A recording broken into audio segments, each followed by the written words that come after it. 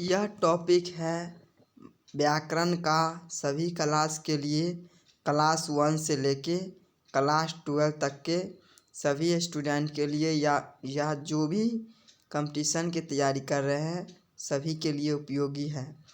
तो व्याकरण का हम बेसिक से लेके आए हैं और इस बेसिक पॉइंट में आपको यहाँ पे हम जानकारी देंगे कि भाषा क्या है और भाषा कितने प्रकार के हैं और भाषा के कितने प्रकार होते हैं और भाषा के प्रकार की व्याख्या जानेंगे, लिपि क्या है वो जानेंगे और व्याकरण जो है वो क्या है वो जानेंगे। तो इस वीडियो में चलिए हम शुरू करते हैं कि पहला प्रश्न है आपका, भाषा क्या है।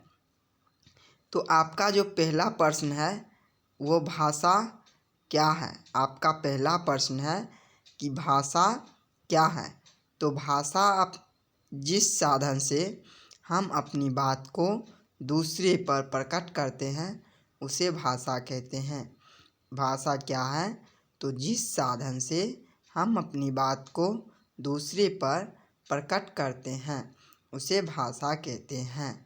इसका अर्थ हुआ कि जब हम अपनी बात को, अपने भाव को, अपने विचार को किसी दूसरे व्यक्ति के सामने प्रकट करते हैं तो उसे भाषा कहते हैं। तो भाषा क्या है बाबू, तो जिस साधन से हम अपनी बात को दूसरे पर प्रकट करते हैं उसे भाषा कहते हैं। और आपसे पूछा जाता है कि भाषा के प्रयोग द्वारा हम अपनी बात को दो प्रकार से प्रकट करते हैं। तो पहला है बोलकर, दूसरा लिखकर। अब आगे हम जानते हैं कि भाषा कितने प्रकार के होते हैं। तो भाषा दो प्रकार के होते हैं। दूसरा प्रश्न आपका कि भाषा कितने प्रकार के होते हैं। तो भाषा दो प्रकार के होते हैं। तो वह कौन कौन है। तो पहला भाषा आपका मौखिक है, दूसरा लिखित। पहला मौखिक और दूसरा लिखित। आगे हम चलते हैं, आगे आपका हो जाएगा कि मौखिक भाषा क्या है।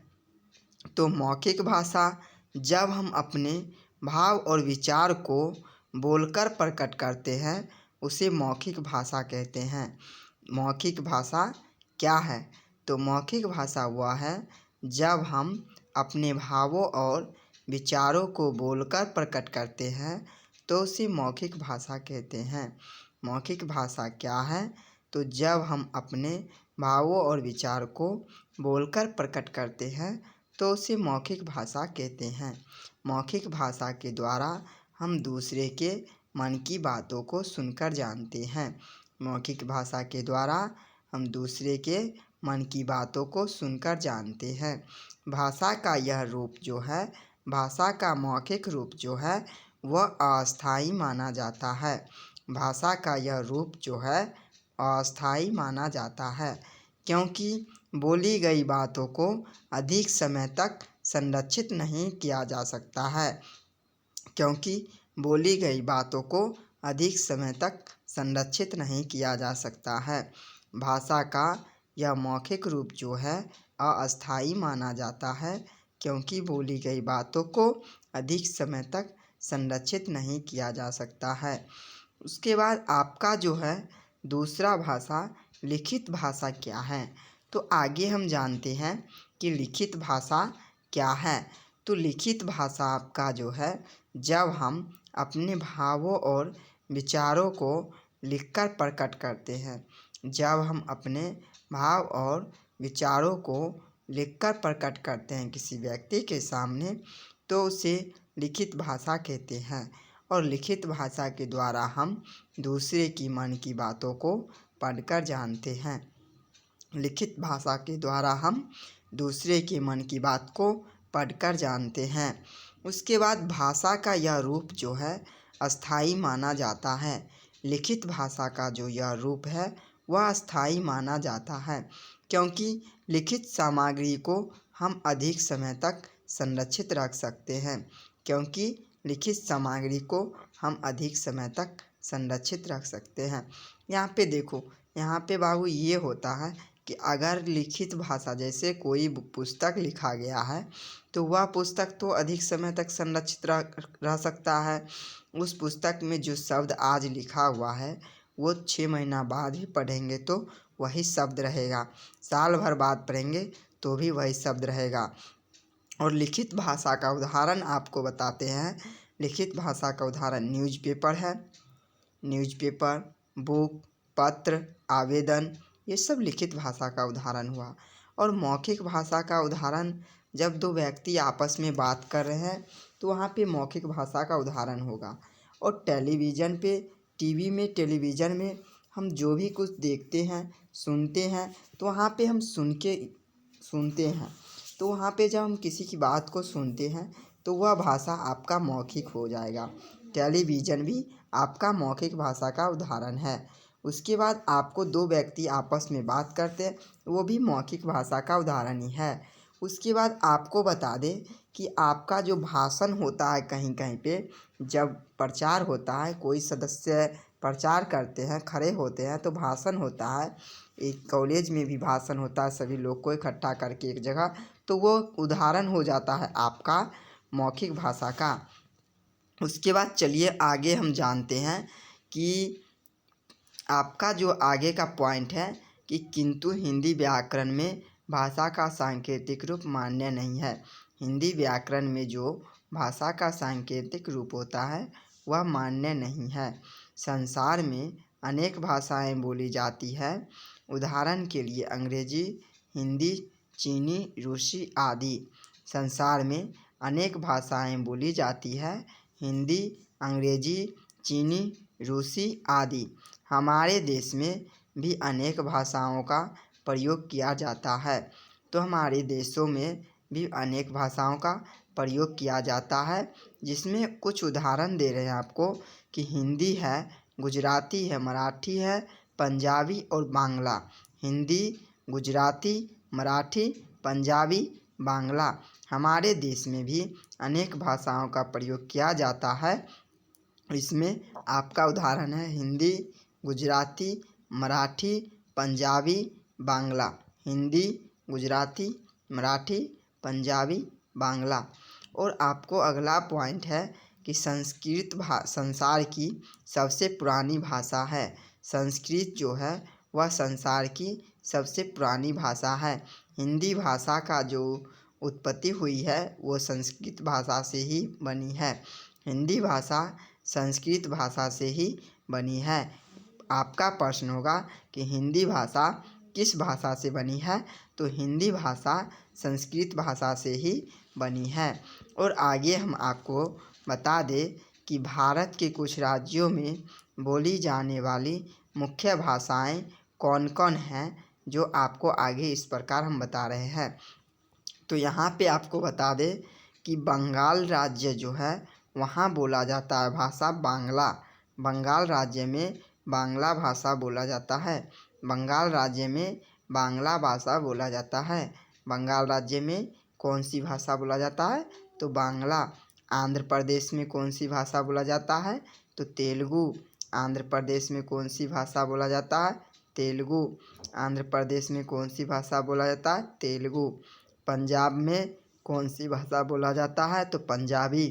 पंजाब में कौन सी भाषा बोला जाता है, पंजाबी।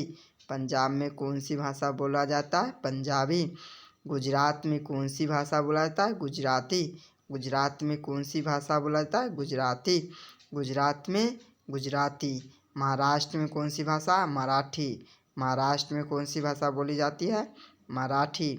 महाराष्ट्र में कौन सी भाषा बोली जाती है, मराठी।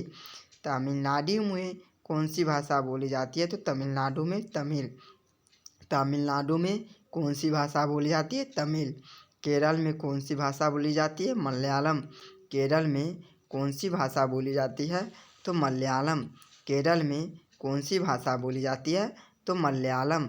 उसके बाद आपको बता दें कर्नाटक में कौन सी भाषा बोली जाती है, तो कर्नाटक में कन्नड़।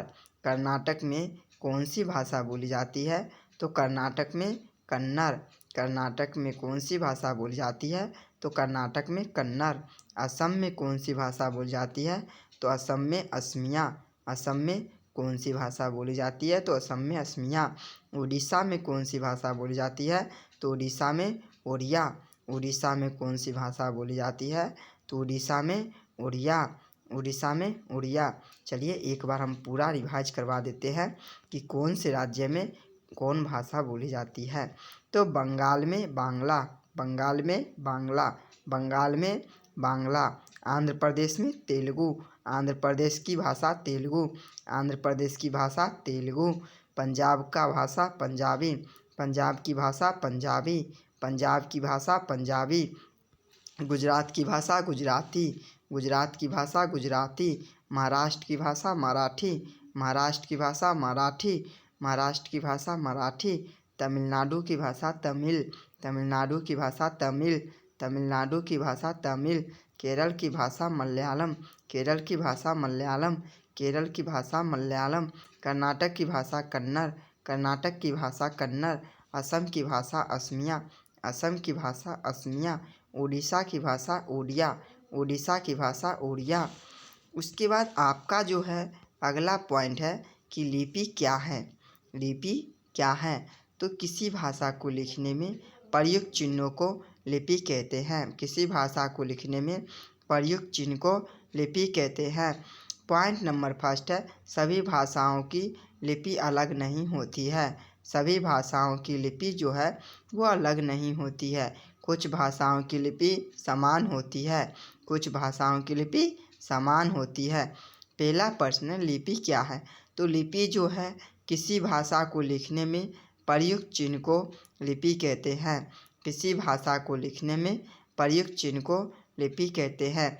जैसे उदाहरण के लिए अंग्रेजी में अगर हम लिखते हैं तो ABCD, उसके बाद रोमन में हम बता दें आपको, हिंदी में 1, रोमन में जो होता है 1 2 3 होता है, और हिंदी में आपका 1 2 3 होता है। उसके बाद आपका जो है उदाहरण के लिए विश्व में सबसे अधिक लोगों द्वारा बोली जाने वाली दूसरी भाषा क्या है? तो आपको अगला पॉइंट है कि उदाहरण के लिए विश्व में सबसे अधिक लोगों द्वारा बोली जाने वाली दूसरी भाषा क्या है? तो हिंदी है। विश्व में सबसे अधिक लोगों द्वारा बोली जाने वाली दूसरी भाषा जो है वह हिंदी है। संस्कृत भाषा, मराठी और गुजराती, नेपाली, हिंदी आदि भाषाओं की जो लिपि है वह देवनागरी लिपि होती है, लिखी जाती है। देवनागरी लिपि जो है देवनागरी लिखी जाती है। संस्कृत, मराठी, गुजराती, नेपाली, हिंदी आदि भाषाओं की लिपि देवनागरी लिखी जाती है। उसके बाद आपको बता दें कि अंग्रेजी जो है वह रोमन लिपि में लिखी जाती है। अंग्रेजी भाषा की लिपि जो है वह रोमन है। अंग्रेजी भाषा किस लिपि में लिखी जाती है? तो रोमन लिपि में लिखी जाती है। पंजाबी भाषा की लिपि क्या है? तो पंजाबी एक ऐसा अपवाद में है जो पंजाबी भाषा की लिपि गुरुमुखी होती है। पंजाबी भाषा की लिपि क्या होती है? तो पंजाबी भाषा की लिपि गुरुमुखी होती है। उसके बाद आगे हम जानेंगे कि व्याकरण के बारे में, कि व्याकरण में शुद्ध और अशुद्ध शब्द क्या है। तो आपको यहाँ पे एक इधर जो दिया हुआ है अशुद्ध शब्द, कि बच्चा रो रही है, अशुद्ध शब्द है बच्चा रो रही है। तो इसका शुद्ध शब्द होगा कि बच्चा रो रहा है, बच्चा रो रहा है, यह शुद्ध शब्द है।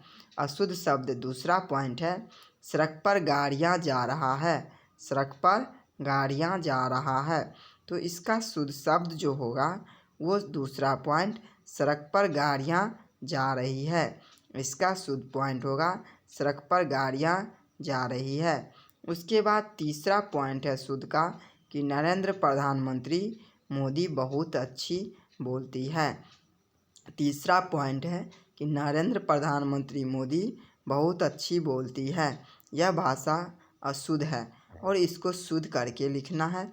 तो प्रधानमंत्री नरेंद्र मोदी बहुत अच्छा बोलते हैं, इसका शुद्ध शब्द होगा कि प्रधानमंत्री नरेंद्र मोदी बहुत अच्छा बोलते हैं। उसके बाद आपको आगे बता दें कि व्याकरण क्या है। व्याकरण क्या है?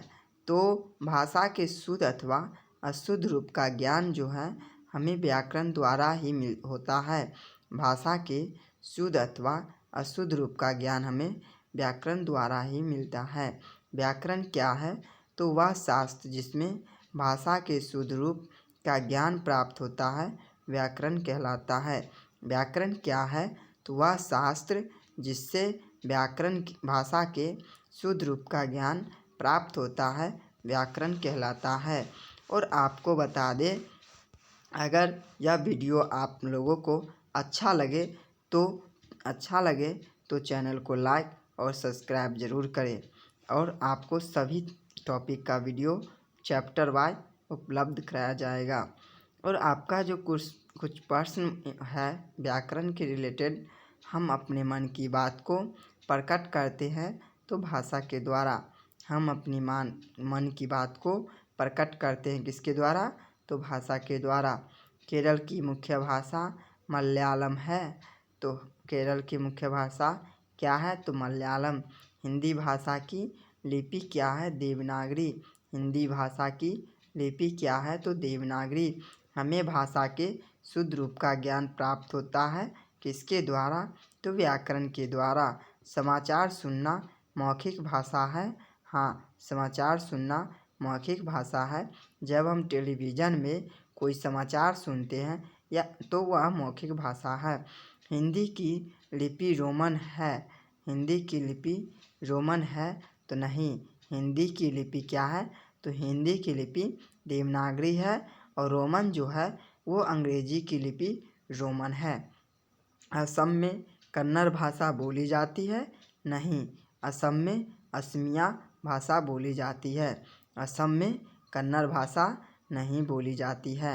असम में कौन भाषा बोली जाती है? तो असमिया। व्याकरण हमें भाषा का सही प्रयोग करना सिखाता है। तो हाँ, व्याकरण जो है वह हमें भाषा का सही प्रयोग करना सिखाता है। बोलकर अपने विचार को प्रकट करना भाषा का एक रूप है। बोलकर अपने विचार को प्रकट करना भाषा का एक रूप है। हिंदी व्याकरण में भाषा का शुद्ध रूप मान्य नहीं है। हिंदी व्याकरण में भाषा का शुद्ध रूप मान्य नहीं है। विश्व की दूसरी सबसे अधिक बोली जाने वाली भाषा हिंदी है।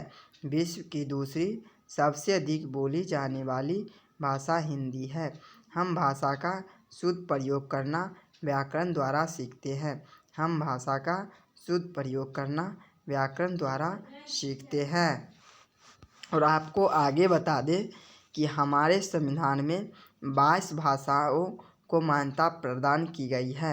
उसमें 22 भाषा में है हिंदी, पंजाबी, उर्दू, डोगरी, कश्मीरी, बांग्ला, असमिया, ओडिशा मतलब उड़िया, गुजराती, तेलुगु, तमिल, कन्नड़, मलयालम, संस्कृत, सिंधी, नेपाली, कोंकणी, मणिपुरी, मराठी, मैथिली, संथाली तथा बोडो। यह 22 भाषाएं हमारे संविधान में मान्यता प्राप्त है। और मातृभाषा क्या है? तो जन्म के बाद जो भाषा शिशु सबसे पहले अपनी माँ और परिवार से सुनकर सीखते हैं वह मातृभाषा कहलाती है। मातृभाषा जन्म के बाद जो भाषा शिशु अपने परिवार और माँ से सुनकर सीखते हैं वह मातृभाषा कहलाती है। उदाहरण, हिंदी भाषी परिवार में जन्मे बालक की मातृभाषा हिंदी होती है। हिंदी भाषी परिवार में जन्मे बालक की मातृभाषा हिंदी होती है। और बोली क्या है? तो सीमित क्षेत्र में स्थानीय लोगों द्वारा बोली जाने वाली भाषा बोली कहलाती है। सीमित क्षेत्र में स्थानीय लोगों द्वारा बोली जाने वाली भाषा बोली कहलाती है। एक राज्य में अनेक बोलियां प्रचलित हो सकती हैं।